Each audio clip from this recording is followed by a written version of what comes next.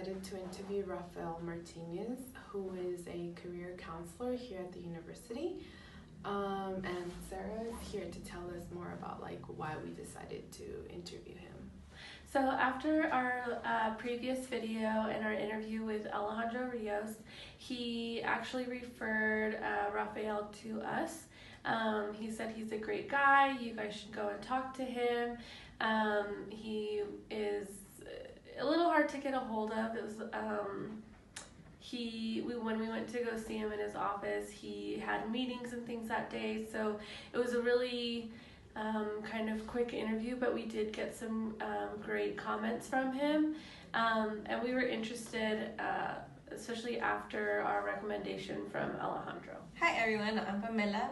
So after our talk with Alejandro, I was interested to know more about his involvement within the SFSU community. Okay, buenos dias. My name is Rafael Martinez, and I work as a career counselor here at San Francisco State University at Career Services and Leadership Development. I am a native-born San Franciscan. Went to school all my life here. Graduated from high school in San Francisco, went to City College, got accepted to San Francisco State University through the EOP program, Educational Opportunity Program, and have worked on campus for many years. I've been academic advisor. I've worked with the student organizations as a student organizations coordinator, and like I said, right now, presently, I'm working as a career services and leadership development as a career counselor. And I'm here to do this interview. Okay, so some of my history. So I was born in San Francisco, here in St. Mary's Hospital over on Hayes Street. My father is from Mexico City. He came over in the 50s, and my mother was born in San Francisco, but her mother came over from Puebla in Mexico in the 1920s. So my father and my mother met here in San Francisco, and then I was born. So on my father's side, he's an immigrant. Even though he's been here a long time, he fought for the United States in the Korean War, and that's how he became a citizen. And my mother was born here, so she was just became a citizen by being born here. And so I've seen both sides. I'm half of a son of an immigrant and half of a son of a person born here. I've lived all my life here in San Francisco, and I've seen San Francisco change quite a bit. I have actually a saying that I say, and people sometimes wonder, it's sort of strange. I say, I love San Francisco, but I don't like it. And they say, oh, that's a sort of a strange thing to say. And the reason I say that, because I was born in San Francisco, my memories here, family and stuff, but the way San Francisco has become, I don't really like it. And some of the reasons I say that is because it's just become so, in my opinion, all these things I'm saying are just my opinion, so I'm not speaking for anybody else, but the communities have changed to be where Latinos, blacks, other ethnic groups are being forced out of the city, not by anyone saying you gotta leave, but rents, jobs, just the way the city is set up. I was mostly raised in the Haight-Ashbury's, and that was where the hippies were. So I lived there most of my youth and into my early adulthood. But I used to hang out down in the Mission all the time, so I would take the bus from the Haight and go into the Mission, and that's where all my homeboys and a lot of people I knew used to go down to 24th Street and the Mission, and I go there now, and it's like a different country to me. It's just so foreign. It's just I don't even feel at home anymore. And I know a lot of people that from down there feel the same way. It just there's little pockets that are still like the old Mission that we know, but overall most of the people there, and I'm not knocking it. They want to be in a sort of a hip place, so they go to the Mission but it's really has changed, and so I don't feel the sentido that I used to, and other people I know too.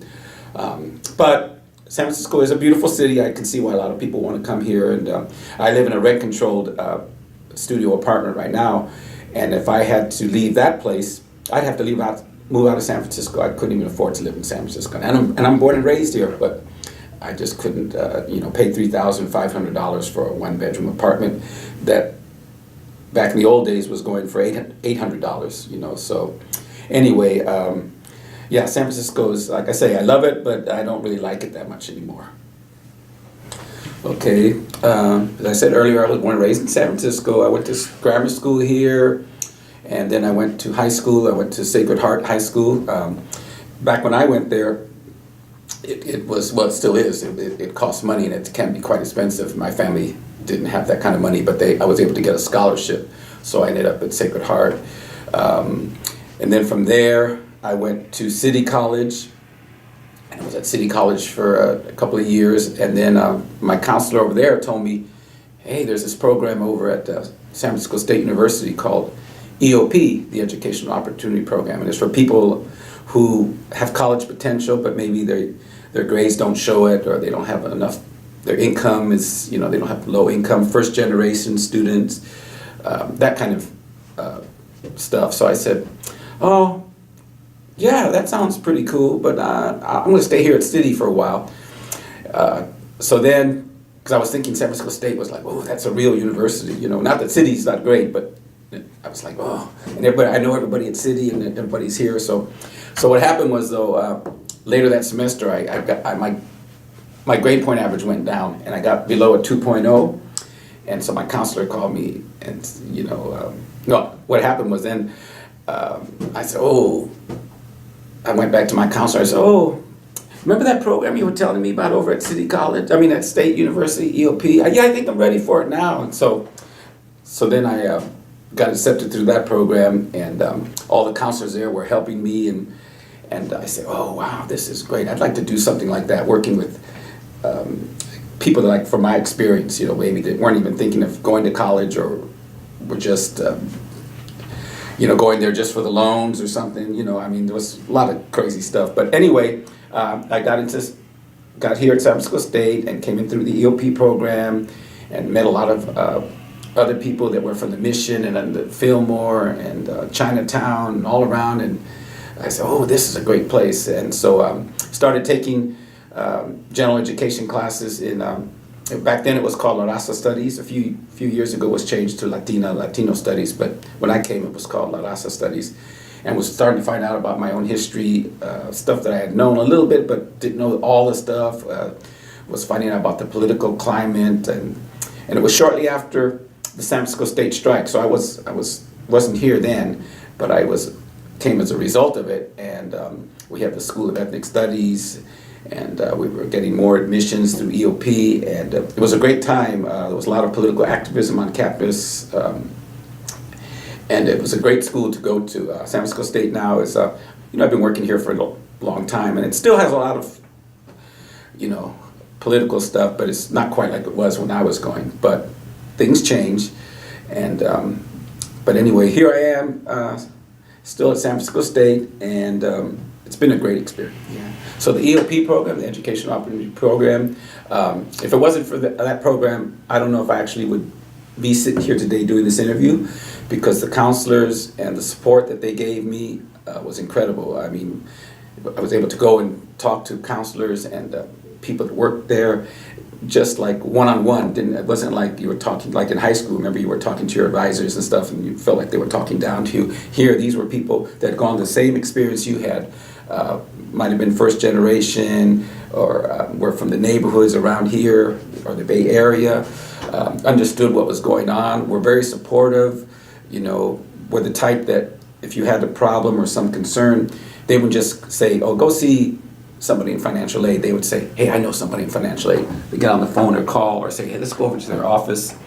And so I saw that kind of advising and help, and that really got into me. I forgot to mention that I got my degrees in, my bachelor's was in La Raza Studies, and my master's was in social work, both here. So it was because of EOP that my life has really become one that I was very proud to be a San Francisco State student. And EOP, I always support EOP, no matter what. EOP is always number one in my book. So if any of you ever are thinking of coming to college, or you are in college and you can get into the EOP program, or at least find out about it for your own kids, definitely do it. It's a program that we always got to fight for, that and ethnic studies. Okay, for those of you who are considering coming to college in general, or San Francisco State, I'll just focus on San Francisco State, but what I'm going to say, you can use it in any college, is you got to make your connections. And what I mean by that is like your networking, getting to know people who could be mentors or advisors, or just even people who can give you information on this campus. And there's plenty of that around here. Sometimes it's sort of like in the underground. You know, you have to know somebody, somebody knows somebody, they introduce you, stuff like that. But if you're coming to San Francisco State, definitely talk to people, even if it's just on your own. You know, just come by, walk to the different departments. Or we have great student organizations here. We have La Raza Student Organization, we have Mecha, we have others, fraternities and Latino fraternities and Latina sororities. You can start talking to some of them, join those organizations, because they already have connections to the community on and off campus. That's what beautiful thing about San Francisco State. It's not only just here on campus, we encourage keeping connections in the community, whatever that might be, different organizations, that type of stuff. So, and if you're going to come to San Francisco State or any college you go to, always make those connections with advisors, staff, teachers, student organizations, all those types of things. There's a lot. I know I'm just sort of mentioning a few, but you definitely want to have your connection. That's the most important thing I want to say, because you can otherwise get lost out here. There's 30,000 students at San Francisco State. You can sometimes get lost in the mix, but if you have your own little mix going, you can do very, very well.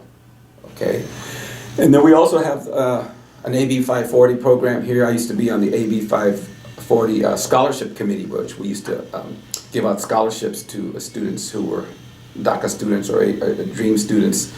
We have a program here strictly just for that. It's a wonderful program. The way the system is in the country right now, it's under President Trump. And once again, these are my opinions. He is really determined, or his administration is to destroy opportunities for young Latinos. Well, I won't just say only Latinos, because immigrants from all over, but the opportunity to thrive in this country. He's with everything from his wall that he's building up to these outrageous comments that he makes about different ethnic groups. So it's a very, very hard time right now, but the community is supporting DACA students, immigration, and when I say the community, I'm talking the larger community, the campus, outside of the campus, faculty, staff. We do many, many things that sometimes are not even heard about, but to support immigrations, dreamers, DACA. So if you want to come to San Francisco State, we have resources for you. And we have a network that's a little bit underground, and we want to keep it that way because we don't want everyone knowing our business, but we're here to help you. So definitely don't be afraid to come to San Francisco State. We'll make it work for you. Okay, and the last thing I'd like to say is that there's many, many people and programs to be appreciated here on campus, and one of them is even being filmed like this for other people could see, so I really appreciate the opportunity that this happened. There's many, many programs on this campus. Like I mentioned earlier, I didn't mention many of them, but there's many programs on this campus where you can make a difference, and they can make a difference in your life too. So I appreciate that. EOP, ethnic studies, the professors, our unions. We have unions on this campus that help do a lot of great things. We have like the student organizations and many individuals, staff, faculty, students that are in your corner. So San Francisco State's a good place to come. And I think if you want a good education, good grounding in your cultural background and your philosophies and things that you want to do to help change the world and make a better place for all of us, please come to San Francisco State. Thank you. So for conclusion, after interviewing Rafael Martinez, I feel that he was like a really humble person, and I really like how in the interview he said that everything he was saying was basically his opinion and what he thought, and he didn't want anybody else to think that what he thinks it was the exact thing that was going on or everything like that.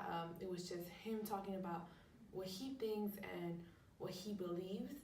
I feel that he's a really great person because he likes to help the students, and he wants everyone to achieve like great goals in life. Yet as how he himself like got help from his counselors to become what he is now, a career counselor here at the university. So I feel that like he's a really true inspiration here in the community, and as a Latino here in his position, he's a really great person. I thought it was great that, as like she said, as a Latino, he really inspires others, and he really reaches out to those who need any kind of help. Like he even offered, like if one of us needs a resume, or help with a resume, or help with applications or personal statements. He even offered to write like a letter of recommendation, which I thought was really nice. He really wants to see people achieve, and he's very empowering, and focuses on individual students, and looks at their background and really looks into their past and where they want to be in their future, and really just kind of makes you feel like he really wants to be there. He really loves his job, and I thought that was really nice, because sometimes there's people who do things, and it almost seems like they kind of just do it like for the paycheck, but Rafael he's very humble, and he really wants to be here, and it shows that he loves his position on campus, and it really kind of spreads throughout the community as well. So I enjoyed interviewing him as well. Interviewing Rafael was a fun experience.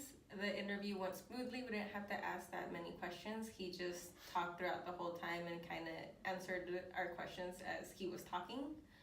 He did mention that he is willing to help anybody that wants to go into his office.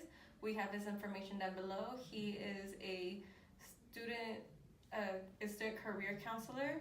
He's located at the Student Services Center in the 3rd floor, room 301.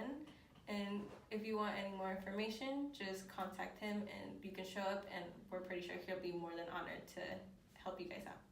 So for our conclusion and introduction, we don't really have any issues with sound or lighting or anything like that.